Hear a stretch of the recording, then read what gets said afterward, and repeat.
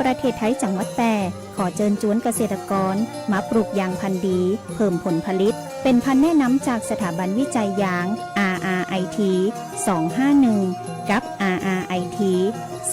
3904 ยางพันธุ์ดี RRIT 251 เปลือกหนาปานกลางต้านทานโรคได้ดีทรงผุ่มใหญ่เหมาะกับปื้นตีราบระยะการปลูกบ่ควรต่ำกว่า3คูณ5เมตรส่วนยางพันธุ์ดี RRIT 3904 ใหญ่เร็วผลผลิตสูงต้านทานโรคเยี่ยมเหมาะที่จะปลูกในตีลาดชั้นเกษตรกรตีสนใจสามารถสอบถามเพิ่มเติมได้ตีการยางแห่งประเทศไทยจังหวัดแพร่โทร 054-069-605 มาติดต่อเลยนะเจ้า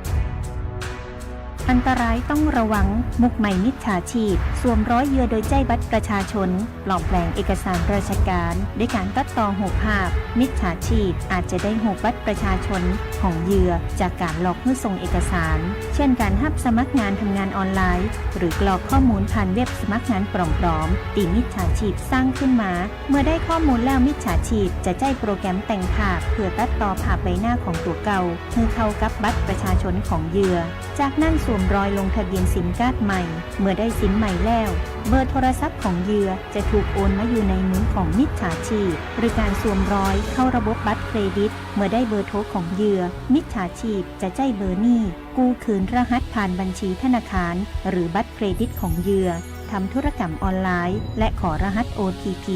รหัสจะถูกส่งไปที่ซิมที่มิจฉาชีพถืออยู่มิจฉาชีพสามารถใช้รหัส OTP ทำธุรกรรมทางการเงินโอนเงินหรือซื้อของโดยที่เหยื่อบ่รู้ตัวบ่ดีให้บัตรประชาชนกับผู้คนแปลกหน้าหรือลงทะเบียนไว้ในเว็บที่บ่น่าเชื่อถือมันตรวจสอบธุรกรรมการเงินและแจ้งธนาคารทันทีหากพบความผิดปกติเพื่อป้องกันความเสียหายบ่ดีเจือบอดีอู้บอดีโลกบอดีโอนเพื่อประชาชนปลอดภัยจากมิจฉาชีพด้วยความห่วงใยจากสำนักงานประชาสัมพันธ์ที่ 3 กรมประชาสัมพันธ์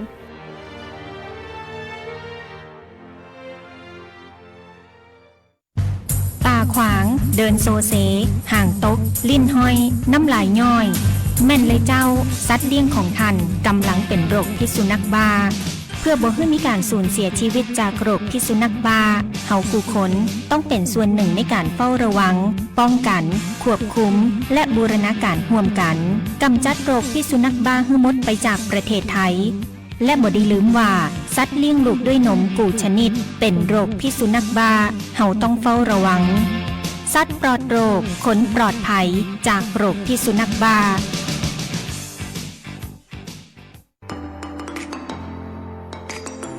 ขับขี่ปลอดภัยเมืองไทยไร้อุบัติเหตุด้วยความห่วงใย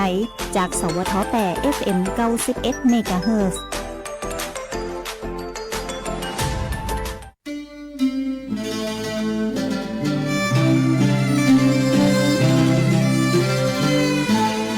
หม้อห้อมไม้สักถิ่นรักพระลอช่อแห่สีเมืองลือเรื่องแพะเมืองผีคนแพร่นี้ใจงามคำขวัญประจำจังหวัดแพร่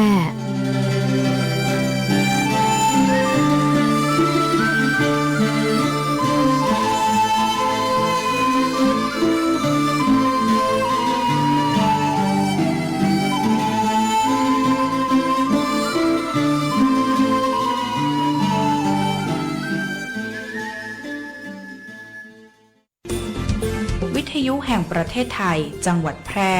FM 91 เมกะเฮิรตซ์ ให้ความรู้คู่ความสุขไม่ว่าจะปฏิบัติการอยู่ณที่ใดเวลาใดต้องตั้งใจกระทำการให้สมบูรณ์และเหนียวแน่นด้วยความสุจริตบริสุทธิ์ใจด้วยความสามัคคีปรองดอง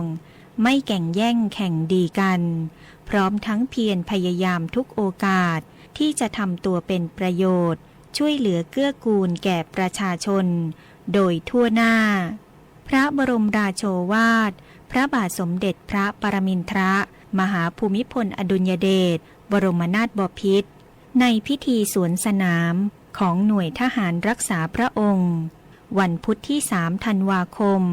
พุทธศักราช 2523วิทยุแห่งประเทศไทยให้ความรู้คู่ความสุข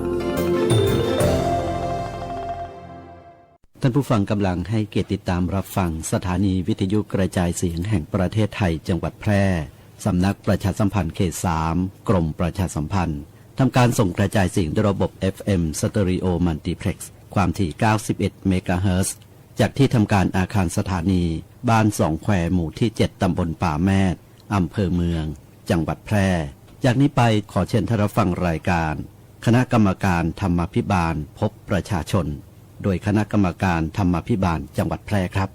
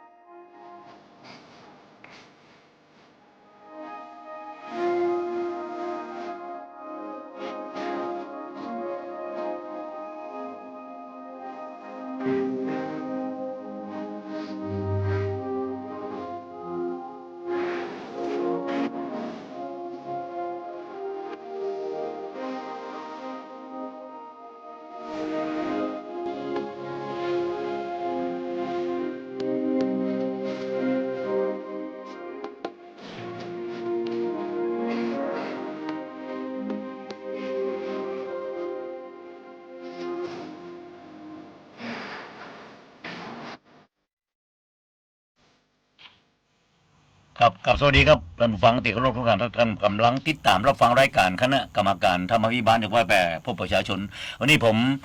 ทนายภาคินชมพูพันธ์รองประธานกรรมการธรรมาภิบาลจังหวัดแพร่ครับครับผมธีรพงษ์ทรงงอนครับที่ปรึกษาคณะกรรมการธรรมาภิบาลจังหวัดแพร่ครับครับก็วันเสาร์นะครับ ผม ก็เป็นเสาร์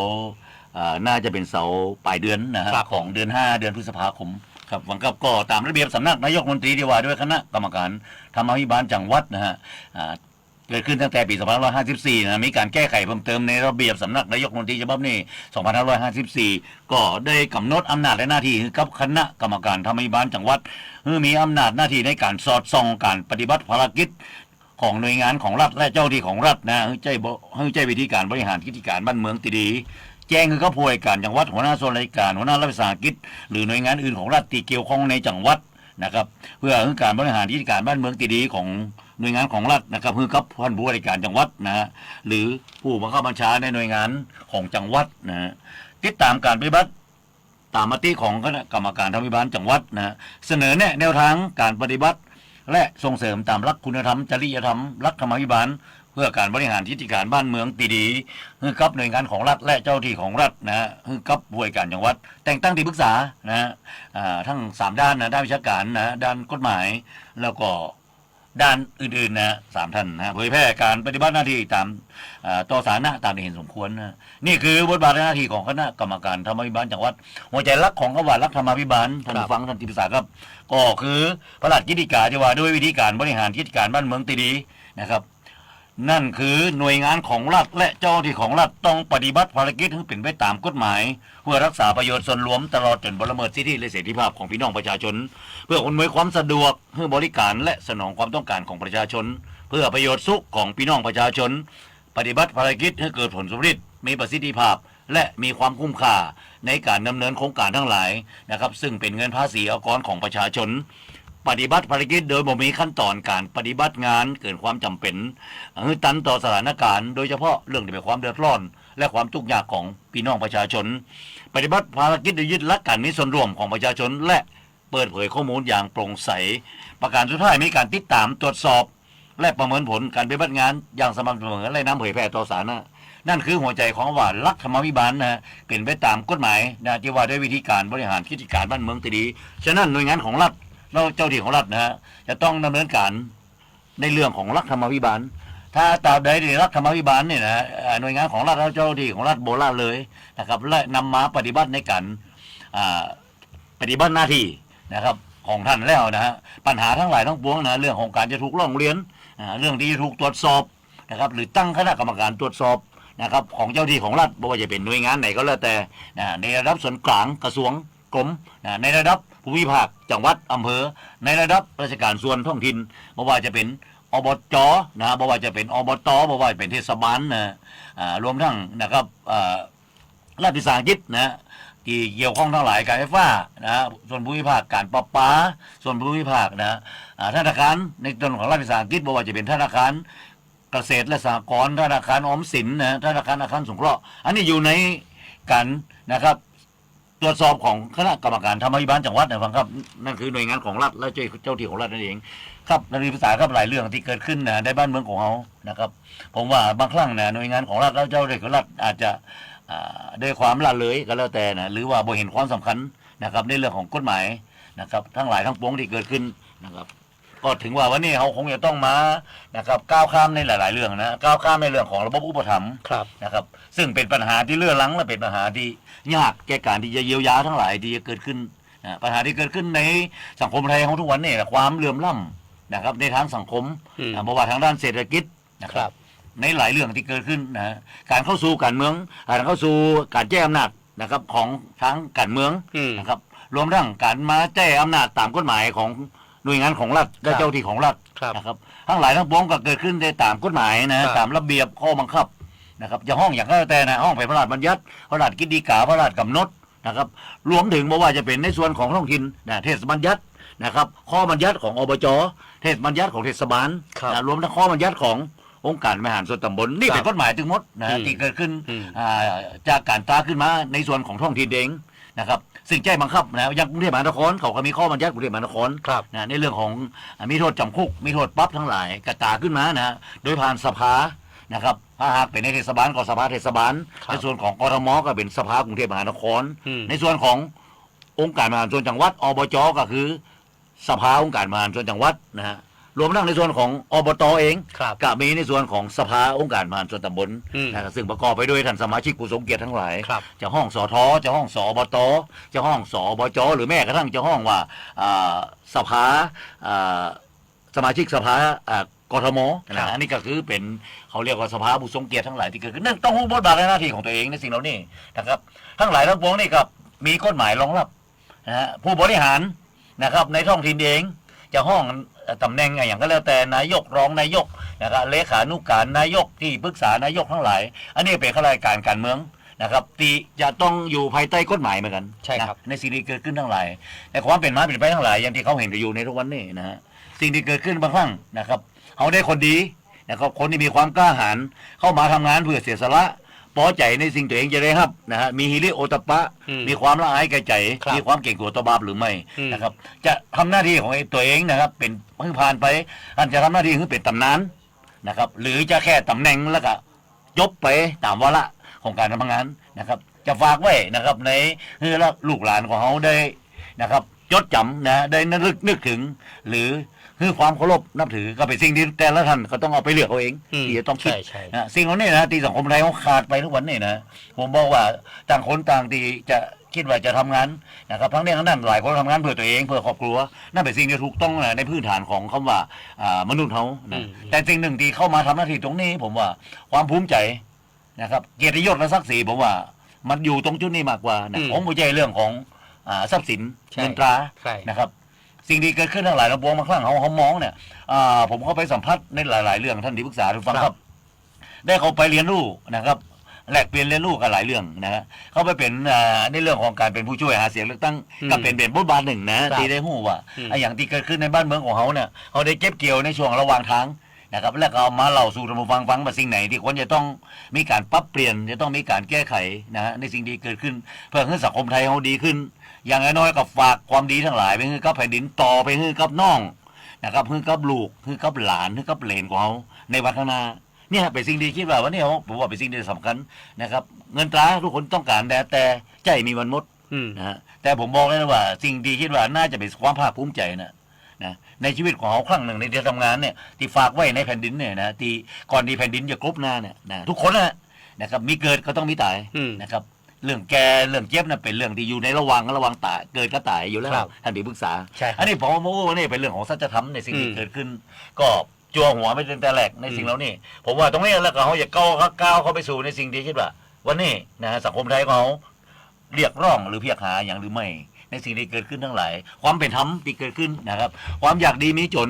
นะที่เกิดขึ้นทั้งหลายวันนี้ผมว่าเขาคงจะต้องมาเริ่มต้นกันในสิ่งเหล่านี้แล้วก็ปลูกพืชในสิ่งเหล่านี้แล้วผมว่าบ้านเมืองเขาจะดีขึ้นนะยังอย่าพอมีความหวังผมยังคิดนะท่านปรึกษาท่านฟังครับว่ายังจะฝากความหวังไว้ได้ครับเจ้าที่ของรัฐของคนรุ่นใหม่ของยุคใหม่คือข้าราชการยุคใหม่ทั้งหลายนะครับตีเข้ามานะอาจจะเป็นรุ่นน้องรุ่นลูกรุ่นหลานของเขารุ่นเลนของเขาก็แล้วแต่นะตีเข้ามาอยากจะเข้ามาทำหน้าที่มีบทบาทนะครับปฏิบัติตามกฎหมายตามระเบียบทั้งหลายตามอำนาจหน้าที่นะครับตีท่านเข้ามาสวมเครื่องแบบเป็นข้าราชการของแผ่นดินในสิ่งเหล่านี้ผมยังวางความหวังไว้ว่าสิ่งเหล่านี้จะเกิดขึ้นการทุจริตคอร์รัปชันการช่อราชบังหลวงทั้งหลายนะครับมันจะได้บรรเทาเบาบางลงหรือน่าจะหมดไปนะครับในยุคนี้หรือพศนี้ได้มากน้อยแค่ไหนบางครั้งเราต้องหันกลับมามองนะครับในเรื่องของภาพรวมทั้งหลายอย่าลืมนะครับว่าบนหัวของเขาว่าหน่วยงานของรัฐเจ้าที่ของรัฐที่มีอำนาจกำหนดนโยบายก็คือข้าราชการการเมืองใช่ทั้งร่างมาจากไหนนะครับไม่ใช่มาจากการสอบแข่งขันนะครับมาจากการลงไปให้กับพี่น้องประชาชนเจ้าของสิทธิ์เจ้าของเสียงในการที่จะเลือกตั้งนะในสิ่งเหล่านี้ที่เกิดขึ้นต้องมองเข้าว่าในภาพรวมทั้งหลายนะครับที่เข้ามาเนี่ยมีความภาคภูมิใจขนาดไหนมีการซื้อเสียงนะครับมีการซื้อตั้งหรือไม่นะครับสิ่งเหล่านี้นะครับที่เปิดอู้กันเป็นมอตโต้ว่าน้ำเปลี่ยนใจป่านะเงินตราเปลี่ยนใจคนเนี่ยสิ่งที่เกิดขึ้นเนี่ยบางครั้งก็เป็นบทหนึ่งนะครับที่จะฝากตรงไปถึงหน่วยงานที่รับผิดชอบนั่นคือคณะกรรมการการเลือกตั้งหรือกกต.การที่จะนำคนดีคนที่มีความกล้าหาญมีความตั้งใจมีจิตอาสาที่ได้จริงๆเข้ามาทำงานนะครับคือครับบ้านเกิดเมืองนอนของตัวเองหรือแม้กระทั่งตีท่านมาอยู่อาศัยอยู่จะอยู่ในฐานะไหนก็แล้วแต่นะครับเพราะว่าจะเป็นลูกหลานของคนในพื้นที่นั่นหรือจะเป็นลูกเขยลูกสะใภ้ก็มีความตั้งใจจะเข้ามาทำงานนะครับคือครับสิ่งที่คิดว่าได้คืนความภูมิใจคือกับคนในท้องที่ในท้องถิ่นนั้นหรือไม่อันนี้เป็นประเด็นที่คิดว่าเขาควรจะอู้กันครับก็เป็นการจ้วงหัวในหลายเรื่องแต่ในส่วนของคณะกรรมการธรรมบาลเขาอย่าอู้ถึงบ่ได้เลยนะครับเขาก็จะมีการลงไปในการที่จะลงพื้นที่นะในโครงการนะครับจากงบประมาณนะครับในหลายกิจกรรมนะครับโดยเฉพาะที่จะลงไปในส่วนของงบประมาณในกิจกรรมของอำเภอ2นะครับก็เป็นโครงการในส่วนขององค์การมหาส่วนจังหวัดนะครับซึ่งในงบได้รับงบอุดหนุนนะงบสนับสนุนจากองค์การมหาจังหวัดแปรนะครับเขาจะลงไปในพื้นที่ของอำเภอ2นะครับในวันพฤหัสที่29นะครับแล้วก็จะลงไปในส่วนของงบอุดหนุนเฉพาะกิจที่มาจากกรมส่งเสริมการปกครองส่วนท้องถิ่นนะครับซึ่งมอบมาให้กับทางในส่วนของแต่ละท้องในแต่ละท้องถิ่นนะก็จะเป็นในส่วนของโครงการแรกท่านที่ปรึกษาครับเป็นโครงการที่จะลงไปนั่นคือโครงการของอำเภอ2นะครับก็เป็นโครงการเกี่ยวกับปรับปรุงนะครับถนนแอสฟัลติกนะอยู่ที่บ้านต่อปูนนะครับหมู่ที่10นะตำบลต่อปูนอำเภอ2นะจังหวัดแปรของเขาก็เป็นโครงการแอสฟัลติกน่าจะเป็นโครงการที่ได้รับการสนับสนุนมาจากในส่วนของอบจนะฮะในส่วนของอบจในโครงการนี้นะและในส่วนของการผลิตน้ำประปานะที่มี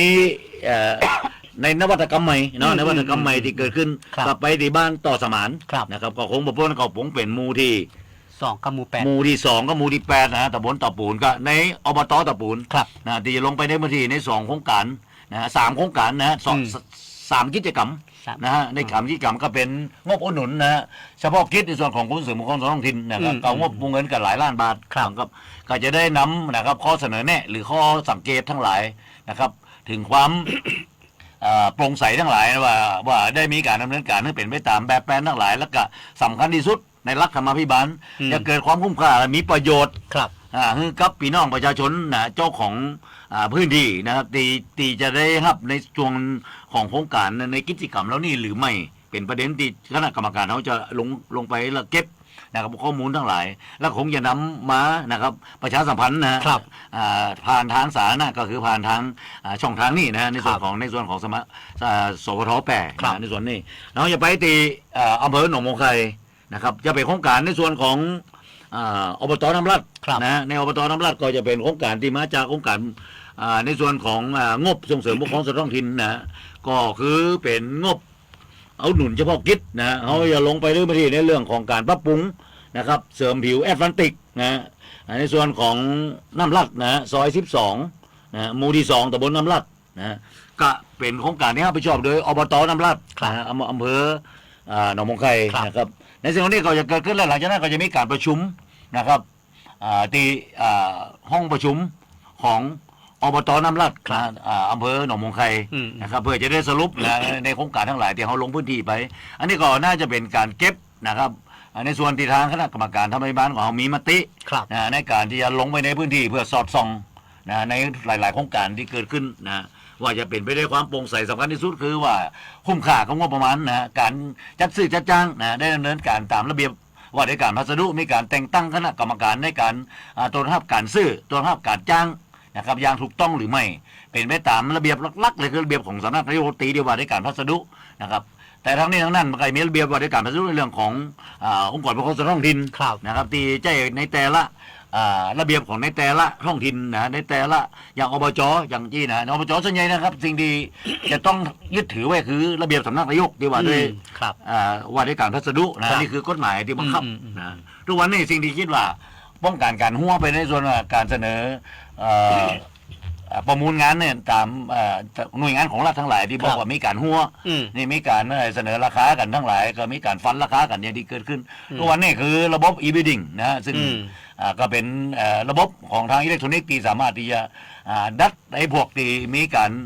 มาหัวในการประมูลลงไปได้ระดับหนึ่งนะแต่ทั้งนี้ทั้งนั้นมนุษย์เขาเป็นคนทำนะสิ่งที่เกิดขึ้นก็ถามว่าในส่วนของ MOU ของเขาเนี่ยในส่วนของคณะกรรมการที่บ้านซึ่งเป็นตัวแทนหลักของสำนักนายกรัฐมนตรีเนี่ยนะซึ่งทำบันทึกข้อตกลงระหว่างคณะกรรมการป้องกันและปราบปรามการทุจริตแห่งชาตินะครับปปจในแต่ละจังหวัดนะในส่วนของปปทนะฮะป้องกันและปราบปรามการทุจริตในภาครัฐทั้งหลายในส่วนของสำนักงานตรวจเงินแผ่นดินนะฮะในส่วนของจังหวัดนะที่มาทำบันทึกข้อตกลงทั้งหลายทั้งปวงเหล่านี้สิ่งถ้าหากว่าผิดระเบียบนะครับในการจะซื้อจะจ้างก็ต้อง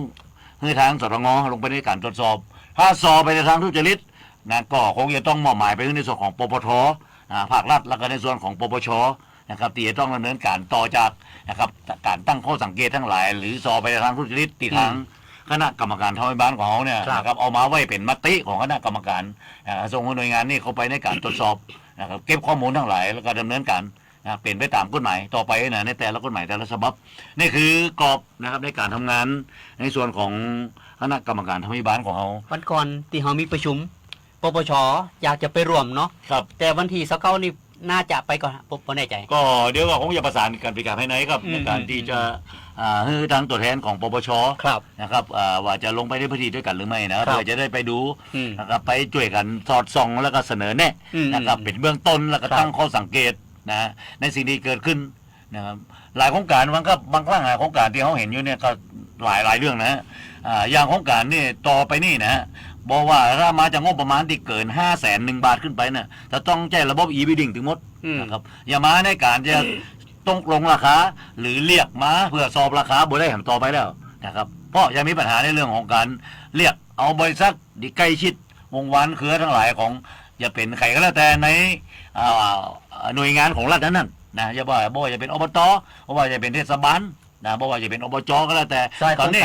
กำลังจ้องนะครับในส่วนนี้ดูว่าพวกประมาณติดตั้งต่ำกว่านั้นเนี่ยนะครับต่ำกว่าเนี่ยประมาณ450,000 480,000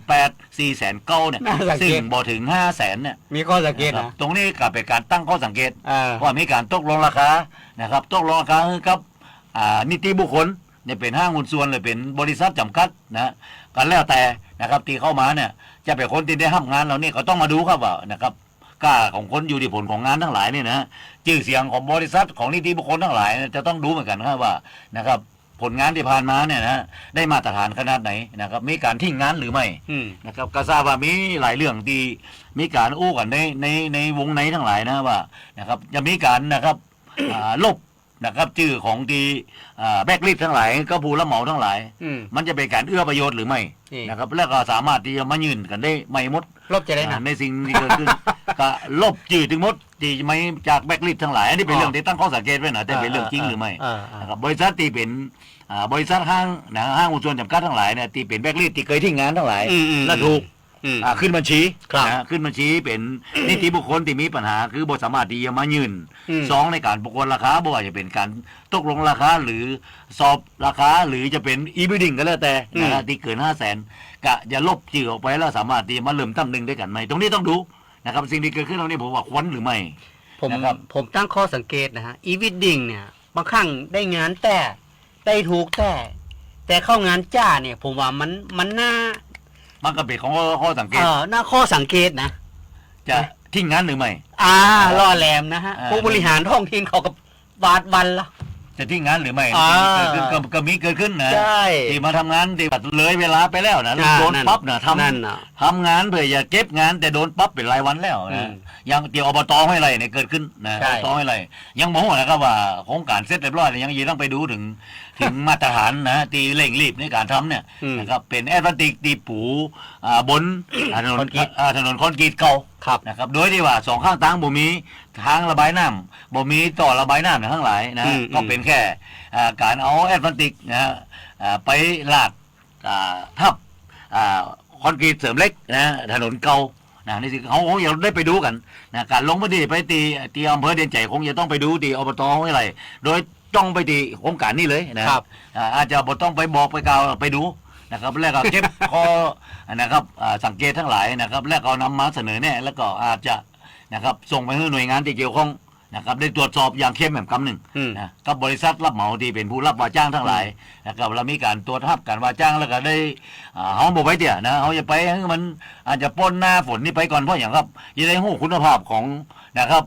วัสดุอุปกรณ์แอสฟัลติกคอนกรีตนะว่าได้มาตรฐานขนาด ใจงานไปสักระยะหนึ่ง จะแตกเล่าขนาดไหนแต่ยังอยู่ใน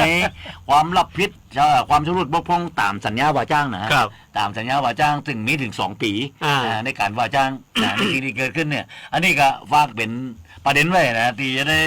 เอามาอู้กันนะหลายโครงการฟังครับที่เขาคิดว่าเขาติวเข้มกันให้มากขึ้นนะครับในช่วงที่คิดว่ายังรอในส่วนของเทศบาลตอนนี้นะครับงบประมาณนะงบอุดหนุนเฉพาะกิจที่มอบกับเทศบาลในจังหวัดแปดของเขาทั้ง8 อำเภอเนี่ยนะผมได้คอมเมนต์ไปที่ฝ่ายเลขาแล้วนะว่าจะขอโครงการทั้งหมดนะครับจากท้องถิ่นจังหวัด ครับ นะครับซึ่งนะครับท้องถิ่นจังหวัดจะรับโครงการทั้งหลายมาจากกรมส่งเสริมการปกครองท้องถิ่น ครับ นะครับในส่วนกลาง อืม นะครับลงมาให้ที่ท้องถิ่นจังหวัด ครับ แล้วก็จะได้นำโครงการที่รับผิดชอบโดยเทศบาลนะจะเป็นเทศบาลตำบลเทศบาลเมืองก็มีแห่งเดียวเทศบาลเมืองแปรนะไล่ตั้งแต่เทศบาลเมืองแปรลงไปถึงเทศบาลตำบล ครับ ที่ครอบคลุมทั้ง8 อำเภอเนี่ย อืม นะแต่ละอำเภอจะมีเทศบาลเนี่ยอย่างพองเนี่ยนะ ก็จะได้นำโครงการตรงนี้นะโครงการในการจัดซื้อจัดจ้างนะครับว่าในแต่ละเทศบาลมีโครงการอย่างบางทีนะครับเขาอย่าลงไปได้คุมเข้มในสิ่งเหล่านี้นะแล้วจะดูถึงตั้งแต่เรื่องของการว่าจ้างสัญญาว่าจ้างทั้งหลายแล้วบริษัทห้างร้านนะครับนิติบุคคลไหนเป็นคนที่ได้กู้สัญญาทั้งหลายเขาจะได้ดูในเรื่องนี้นะอย่างเข้มนะครับทั้งนี้ทั้งนั้นอาจจะได้ต้อนรับกับผู้บริหารชุดใหม่ตัวเองนะดูถึงความยิ่งใหญ่หลายนะครับเทศบาลก็ได้ผู้บริหารชุดใหม่นะครับซึ่งเป็นคนใหม่ ครับ หลายเทศบาลก็ยังได้คนเก่าอยู่ อืม นะครับก็คงจะต้องติดตามดูนะในผลงาน ของท่านนะว่านะครับจะเป็นที่ประจักษ์กับพี่น้องประชาชนวันนี้ผมว่าหน่วยงานที่รับผิดชอบหน่วยงานที่เขาต้องเข้าไปดูนะครับในการที่จะเสริมแน่ทั้งหลายวันนี้ผมบอกเลยว่านะครับเงินทุกบาททุกตังค์นะจะต้องใจอย่างคุ้มค่าเพราะทุกโครงการนี้ครับเพื่อนทุกกิจกรรมที่ดำเนินโครงการเป็นเงินภาษีอากรของพี่น้องประชาชนนะครับที่จะต้องนะครับได้อย่างถูกต้องนะครับและก็ถ้าประหยัดได้จะต้องประหยัดนะครับผลประโยชน์ทั้งหลายทั้งปวงจะต้องตกกับพี่น้องประชาชนนะคนส่วนใหญ่นะของท้องที่และท้องถิ่นนั้นนะในสิ่งที่จะต้องเกิดขึ้น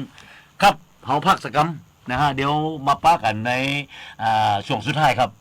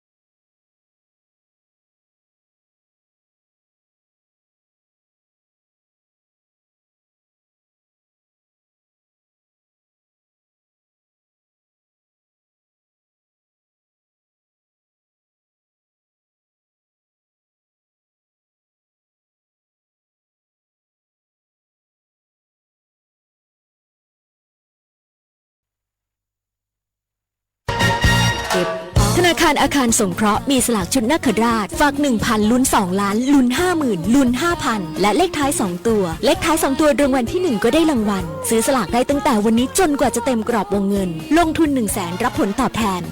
1.72% ต่อปีลงทุน1 ล้านรับผลตอบแทน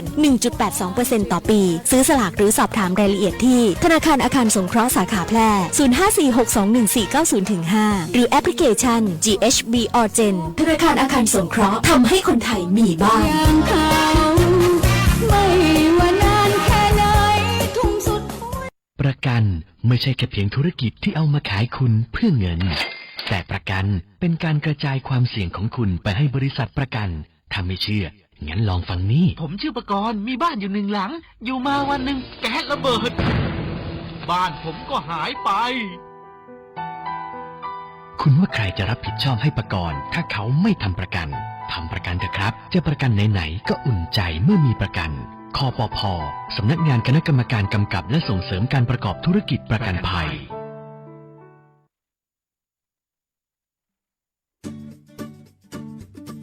โรงพยาบาลชุมชนการแพทย์แผนไทยและการแพทย์ทางเลือกองค์การบริหารส่วนจังหวัดแพร่เปิดให้บริการดูแลสุขภาพนวดพอกอกนวดรักษาแผนไทย90นาทีนวดแผนไทยนวดเท้าประคบร้อนบรรเทาอาการปวดเมื่อยคลายกล้ามเนื้อ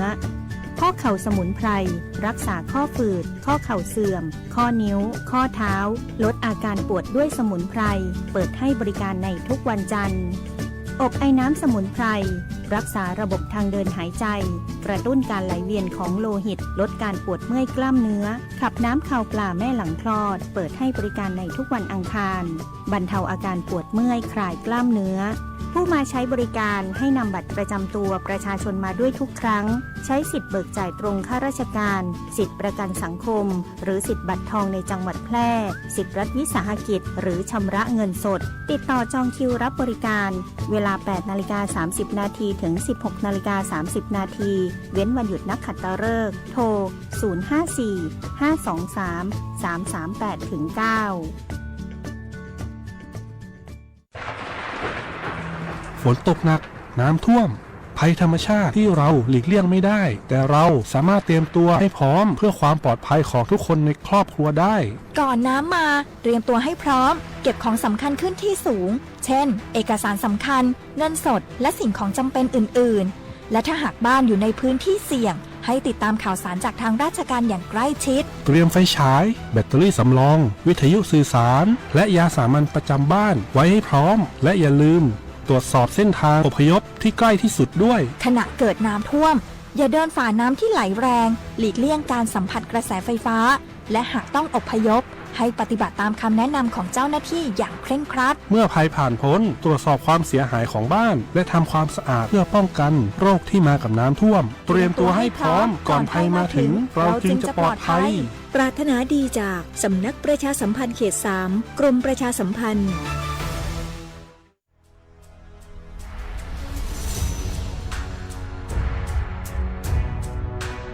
อันตรายต้องระวังมุกใหม่มิจฉาชีพสวมร้อยเหยื่อโดยใจบัตรประชาชนปลอมแปลงเอกสารราชการด้วยการตัดต่อหูภาพมิจฉาชีพอาจจะได้หูบัตรประชาชนของเหยื่อจากการหลอกให้ส่งเอกสารเช่นการรับสมัครงานทำงานออนไลน์หรือกรอกข้อมูลผ่านเว็บสมัครงานปลอมๆตีมิจฉาชีพสร้างขึ้นมาเมื่อได้ข้อมูลแล้วมิจฉาชีพจะใช้โปรแกรมแต่งภาพเพื่อตัดต่อภาพใบหน้าของตัวเก่าให้เข้ากับบัตรประชาชนของเหยื่อจากนั้นสวมรอยลงทะเบียนซิมการ์ดใหม่เมื่อได้ซิมใหม่แล้วเบอร์โทรศัพท์ของเหยื่อจะถูกโอนมาอยู่ในมือของมิจฉาชีพหรือการสวมรอยเข้าระบบบัตรเครดิตเมื่อได้เบอร์โทรของเหยื่อมิจฉาชีพจะใช้เบอร์นี้กู้คืนรหัสผ่านบัญชีธนาคารหรือบัตรเครดิตของเหยื่อทำธุรกรรมออนไลน์และขอรหัส OTP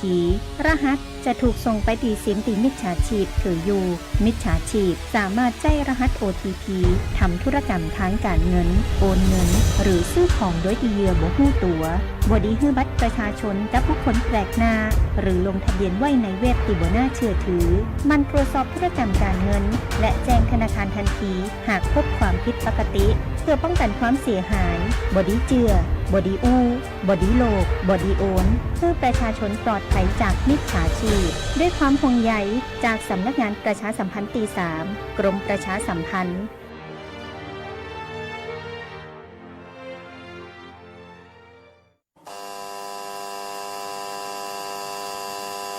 3 6 5นี่ไม่ใช่ตัวเลขเสี่ยงโชคแต่อยากให้ปักหมุดตัวเลขนี้ไว้เพื่อการตระหนัก คุณกำลังฟังสวทแพร่ FM 91 MHz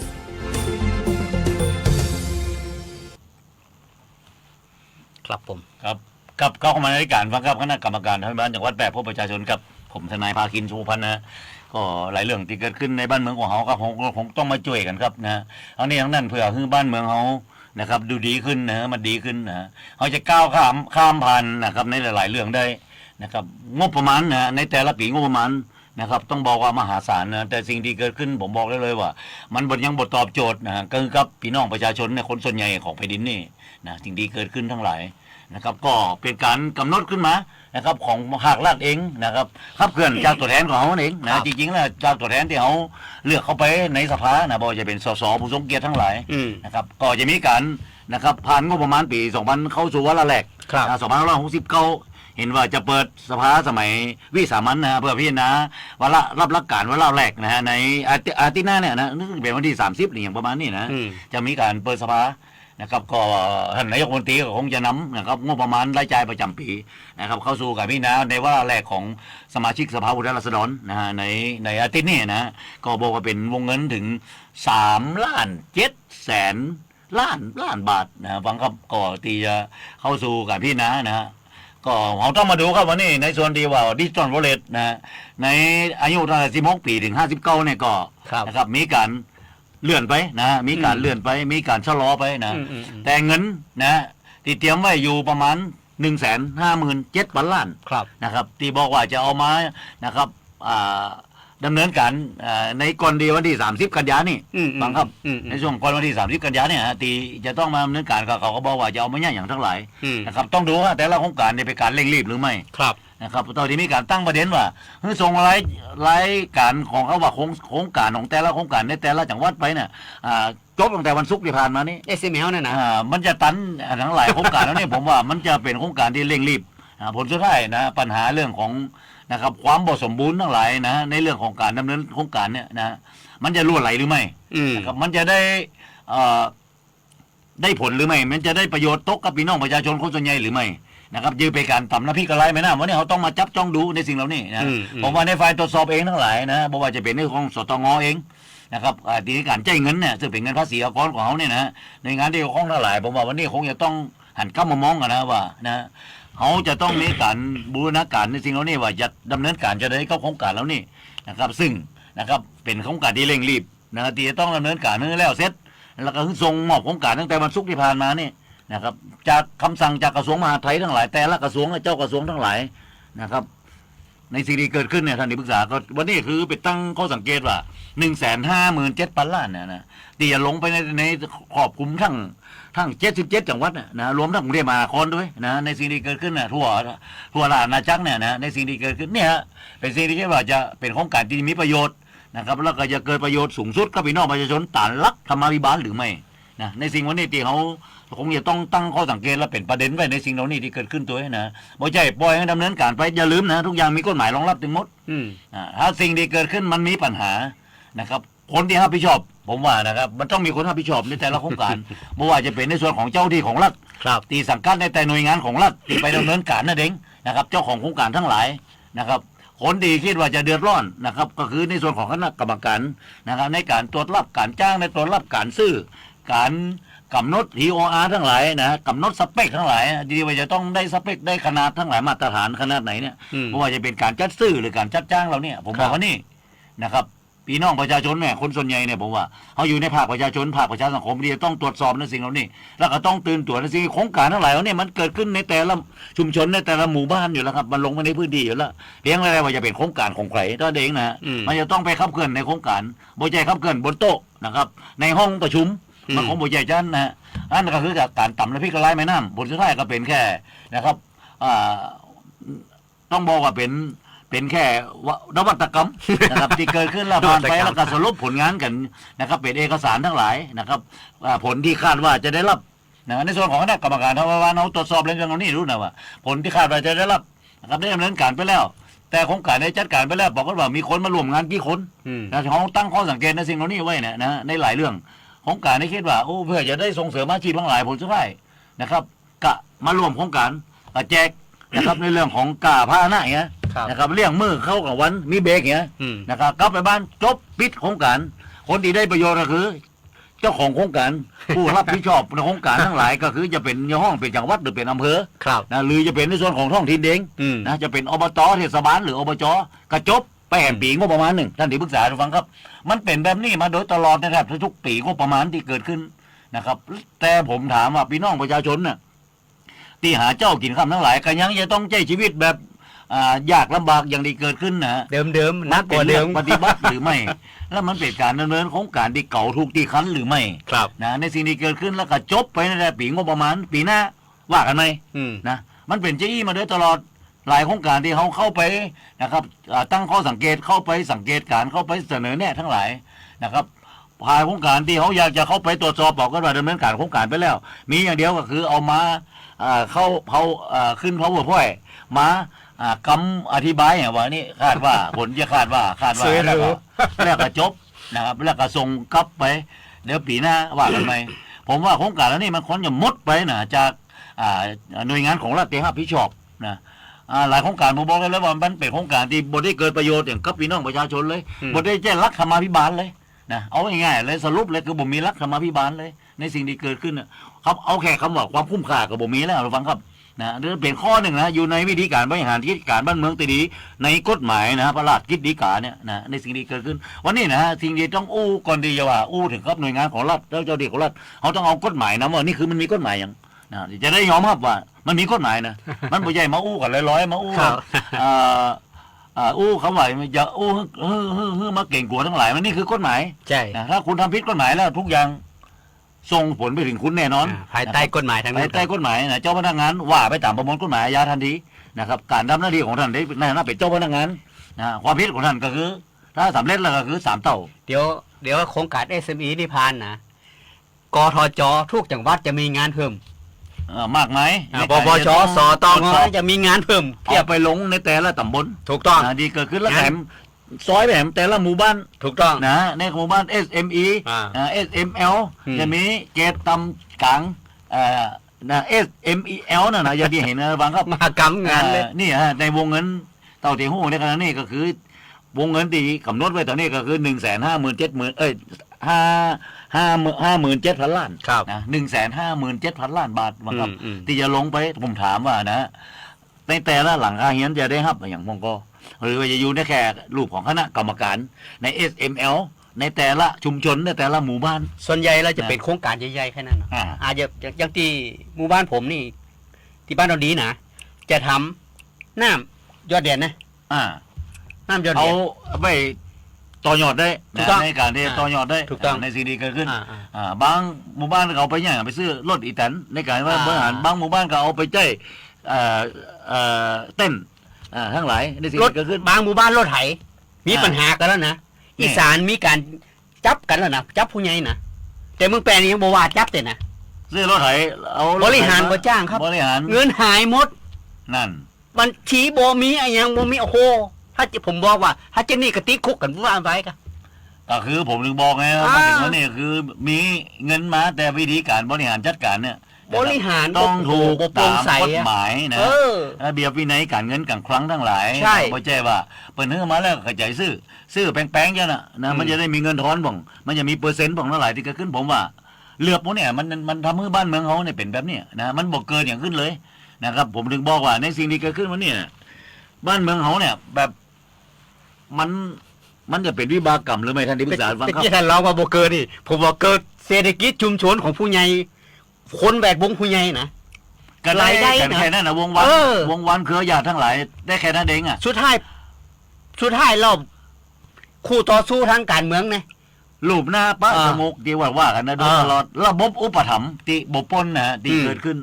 ดีเกิดขึ้นเนี่ยต้องวันนี้เขาตั้งข้อสังเกตในสิ่งเหล่านี้ไว้เราฟังครับนะเอามาลงกับคิดลงกับสร้างครับในสิ่งที่เกิดขึ้นอันนี้นั่นของบุญใจเพื่อตัวเขาเองฮะอันนั้นจะต้องเพื่อน้องและเพื่อลูกกับหลานของเขาในวันข้างหน้าที่เขาจะต้องก้าวเดินไปด้วยความมั่นใจแล้วก็น่าจะบ้านเมืองเขาน่าจะนะครับเปลี่ยนไปในทิศทางที่ดีขึ้นนะในสิ่งที่เกิดขึ้นผมถึงบอกว่า การเริ่มต้นทุกวันเนี่ยนะมันเริ่มต้นมาข้างจาก2 มือของเขาเนี่ยนะไอ้การที่เขาอย่าเลือกผู้แทนทั้งหลายดีๆทั้งหลายผมว่าตรงนี้เป็นประตูที่สำคัญที่สุดนะวังครับนะเงินบ่มากาบ่เป็นสิ่งที่ทำลายระบบนะครับระบบอุปถัมภ์ยังอยู่ของเมืองของตลาดอยู่ทุกวันเนี่ยก็เพราะระบบอุปถัมภ์ที่เกิดขึ้นบ่สามารถก้าวข้ามในสิ่งนี้ได้เมื่อบ้านเมืองเขาเป็นแบบนี้ติดลมอยู่แบบนี้โดยตลอดกฎหมายดีนะอยู่ในหนังสือนะครับแต่ผู้ที่นำมาใช้ในการปฏิบัติเป็น1 มาตรฐาน 2 3 มาตรฐานอย่างที่เกิดขึ้นทุกวันนี้เริ่มต้นที่เฮานะครับถ้าเฮาเลือกคนดีนะบ้านเมืองมันจะต้องดีผมถึงบอกว่ามาถึงวันนี้ในเมื่อไหนๆก็เลือกไปแล้วนะบ่สามารถที่จะคืนอย่างได้กกต.ประกาศรับรองปุ๊บสิ่งเดียวต้องดำเนินการในทุกวันนี้ผมว่าเขามาเริ่มต้นติดดาบไปพร้อมกันนะคือเรื่องระบบการตรวจสอบในการใช้จ่ายในงบประมาณทุกบาททุกสตางค์เนี่ยไล่ตั้งแต่รายจ่ายประจำเลยนะครับว่ารายจ่ายประจำจำเป็นดีต้องจ่ายหรือไม่การซื้อวัสดุอุปกรณ์ทั้งหลายเป็นรายจ่ายประจำจ่ายใช้สิ้นเปลืองทั้งหลายนะครับใช้รถประจำตำแหน่งทั้งหลายตรงตามระเบียบหรือไม่นะระเบียบในการปฏิบัติ8 โมงครึ่งถึง4 โมงครึ่งนะครับออกไปทำหน้าที่ที่ไหนนะครับ